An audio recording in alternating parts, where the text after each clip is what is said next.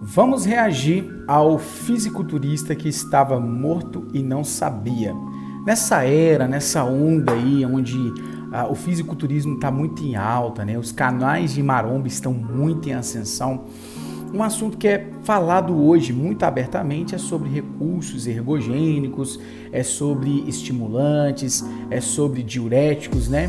E, cara, os jovens de hoje em dia, eles têm o mau hábito de querer se comparar com um atleta de alto rendimento. Uma coisa é você gostar de andar de kart, por exemplo, fazer uma analogia aqui.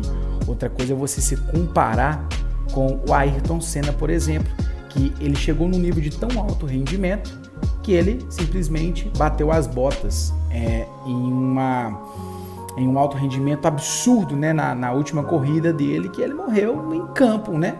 E muitos fisiculturistas acabam se submetendo a essa realidade também. Querem um padrão de alto rendimento tão grande que se submetem a correr risco, inclusive de vida, pelo título, pelo pódio, pelo status ou enfim, por qualquer coisa. Então vamos ver esse vídeo aqui e vamos comentando. Eu não vi, confesso que eu não vi, é um vídeo que tá bombando aí no YouTube nos últimos dias.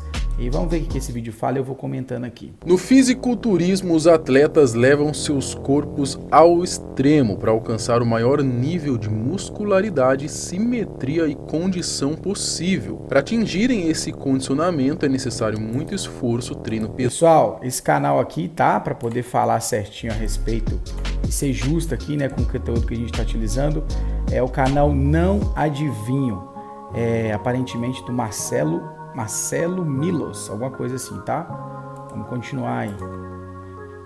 Pesado, dieta regradíssima e, é claro, as drogas, tudo isso alinhado da maneira mais fina possível. O problema é que alguns atletas abusam tanto dos esteroides e outros estimulantes que destroem praticamente todos seus órgãos internos, a ponto de precisarem realizar transplantes, realizar hemodiálises por conta da falência renal, cirurgias para remover placas de ateromas, enfim, são tantos colaterais catastróficos por conta do abuso dos recursos ergogênicos que é impossível a gente discutir num simples vídeo. Esse era o caso de Andreas Meuser. Esse era um dos melhores atletas de sua época, que se destacava pelo seu condicionamento absurdo, mas que por ser... Aproveitar essa imagem aqui para poder te falar uma coisa, jovem, pequenino. Se você, pequeno aprendiz, acha que você vai chegar num corpo, numa estética dessa, sem a utilização de recursos ergogênicos, sem o suco, sem drogas,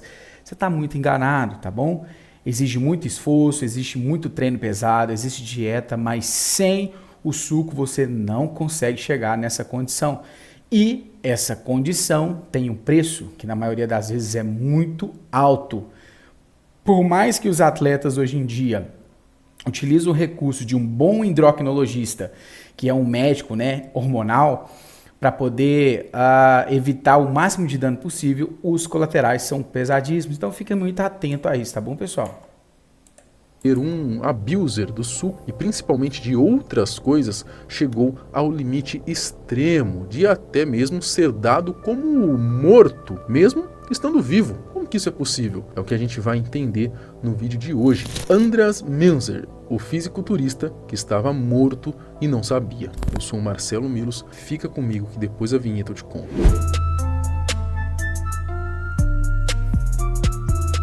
Andreas Meuser nasceu em 1966 na Áustria. Foi um fisiculturista profissional do cara, famoso mano, no mundo bodybuilding e reconhecido pelo seu nível de gordura completamente baixo. O homem ficava mais seco que o deserto do Saara, uma condição impossível de se chegar sem um abuso extremo de várias drogas. Uma pena que muito desse seu reconhecimento tenha vindo só... Seco igual o deserto do Saara, sem abuso de drogas, você consegue ficar. Agora, seco e grande, meu amigo, sem chance. Após a sua morte trágica, que furou a bolha e foi notícia no mundo todo. Meuser, como austríaco, não poderia ter tido um outro ídolo a não ser o seu conterrâneo Arnold Schwarzenegger. Foi vendo o sucesso do astro dos palcos e de Hollywood que Andreas resolveu entrar para o mundo da musculação. Queria aproveitar um adendo aqui que esse cara falou do Arnold Schwarzenegger. Muita gente fala assim, Mas o Arnold usou e abusou de drogas e tá vivo hoje muito saudável. É um tiozão que treina, que é forte hoje em dia. Acredito que deve usar pelo menos um atesto ali, né? Porque depois da velhice isso aí é como uma questão de tratamento hormonal.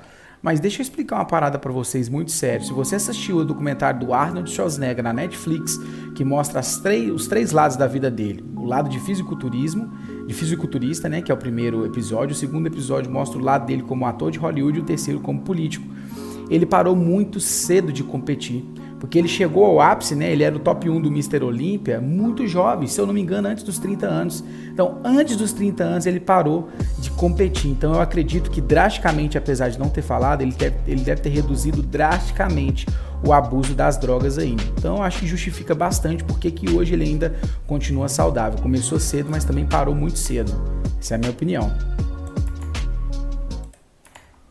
E posteriormente para o fisiculturismo. Assim como Arnold, Mueser teve que sair do seu país de origem para tentar a sorte no esporte. Foi então que no início de sua trajetória já migrou para a Alemanha, mais precisamente para Munique, onde conheceu Albert Buzek, que era um dirigente importante da época do esporte e que tinha uma das melhores academias de toda a Europa. Lembrando que na Alemanha, na época, não existia muito apoio para quem queria seguir a carreira, mas enfim, foi seguindo este caminho que Andreas teve o suporte para ir em busca do seu sonho e se tornar um atleta profissional.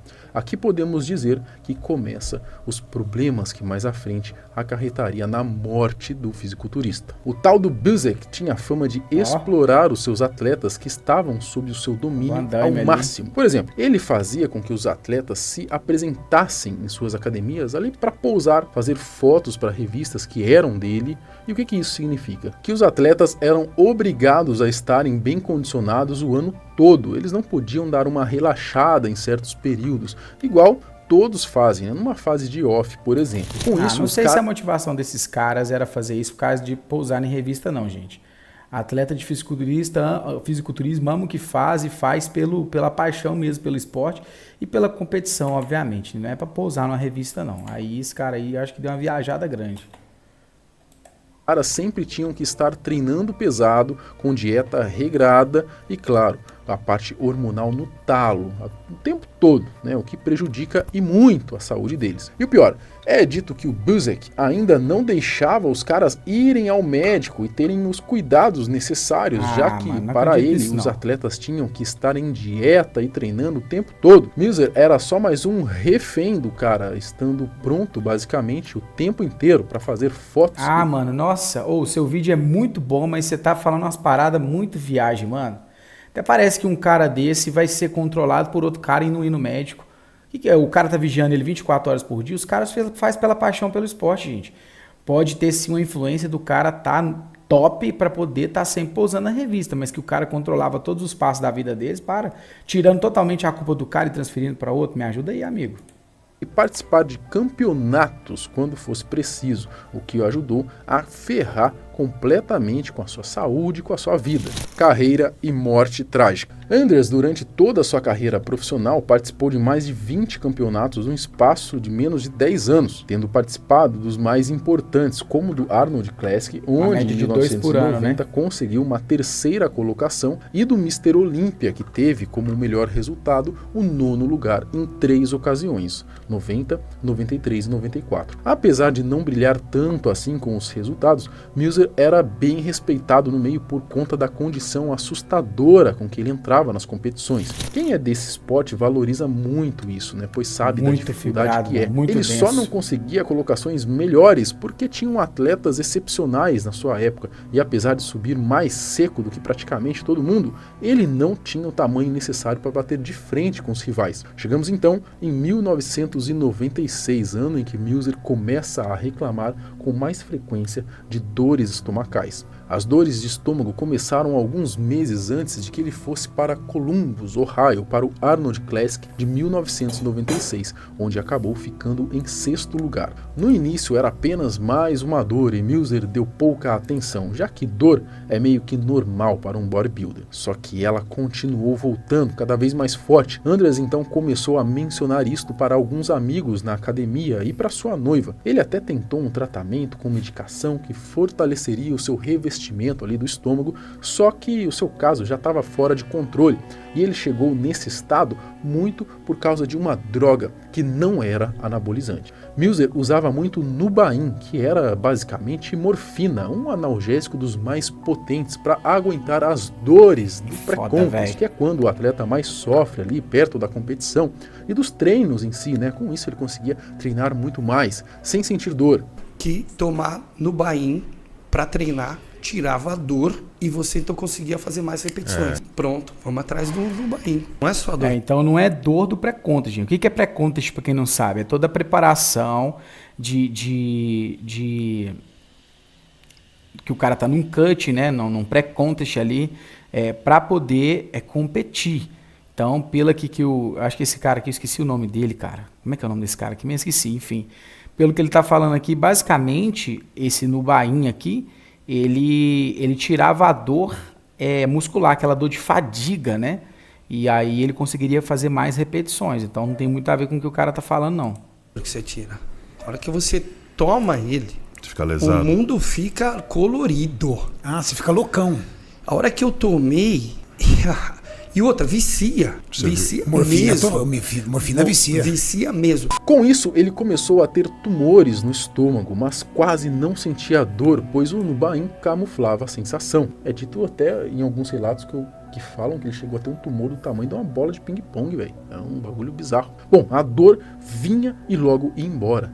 Só que com o tempo, foi se agravando. Para piorar, o Nubain é extremamente viciante, o que ferrou tudo de vez durante a sua reta final de carreira. Bom, o fisiculturista então participou do Arnold Classic, mesmo passando dias de muita dor, e depois ainda foi disputar o San José Pro Invitational, onde foi mal, ficando em 7º, mesmo com a sua noiva falando para ele desistir desses campeonatos.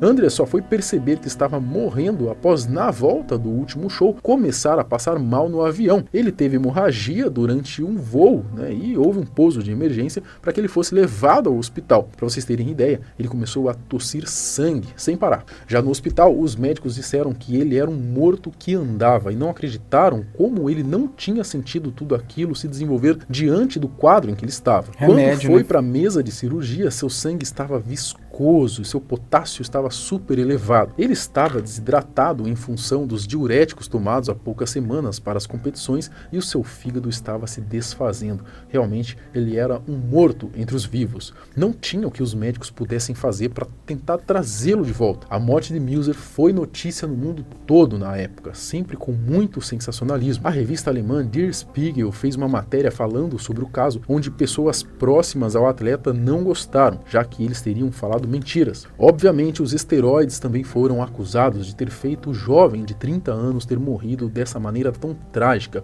e não seremos ingênuos de achar que eles não contribuíram, mas foi a soma de todos os fatores que cooperaram para a morte de Muser. É dito que na autópsia foram encontrados 50 comprimidos de halotestin ainda não digeridos. Para quem não sabe, a halotestin é uma das drogas mais fortes e prejudiciais ao fígado que tem. Na época, até acharam que isso poderia servir de aviso para que os atletas talvez pegassem mais leve no abuso de drogas, mas não foi bem isso que aconteceu. O caso vai se abafando, né, mano? Com vários fisiculturistas, incluindo muitos profissionais e famosos, morreram ou por conta de problemas no coração, ou em fígado, rins e até mesmo se suicidaram por conta do estrago que as paradas aí fazem no seu psicológico. Bom, pessoal, é isso. Então, assim, olha, eu cogitei a possibilidade de utilizar algum recurso ergogênico, né? Porque eu treino, faço dieta e tudo mais. Só que eu não gosto de fazer nada no escuro, não gosto de fazer coisas só porque, eu vi alguém falar, eu vi Ciclano, eu vi Beltrano falar, eu gosto de ir a fundo. Então eu comprei um curso, pra vocês terem ideia, do Leandro Twin, de esteroides anabolizantes. E esse curso ele é tão esclarecedor, tão claro, que me fez pensar seriamente em não utilizar os recursos, porque os resultados estéticos são magníficos. Você se torna um super-humano, além de melhorar várias questões como libido, disposição, força no treino, enfim. O lance os colaterais na balança quando você coloca são infinitamente mais pesados que os benefícios. Então assim, você é um jovem, vai pra academia, cara, treina pesado, faz dieta, dá pra ter um shape estético e tudo mais. Se for pra pensar em utilizar algum recurso ergogênico, é só se, e olhe lá, se você realmente nasceu para ser um atleta, que aí não tem como, você vai ter que competir e fazer as mesmas coisas que os atletas de alto rendimento estão fazendo, com acompanhamento médico e sem loucuras, amigos. Sem loucuras, porque senão o fim é esse. Gostou do vídeo? Deixa o like, se inscreve no canal e eu te aguardo no próximo vídeo. Tamo junto, valeu, falou e fui!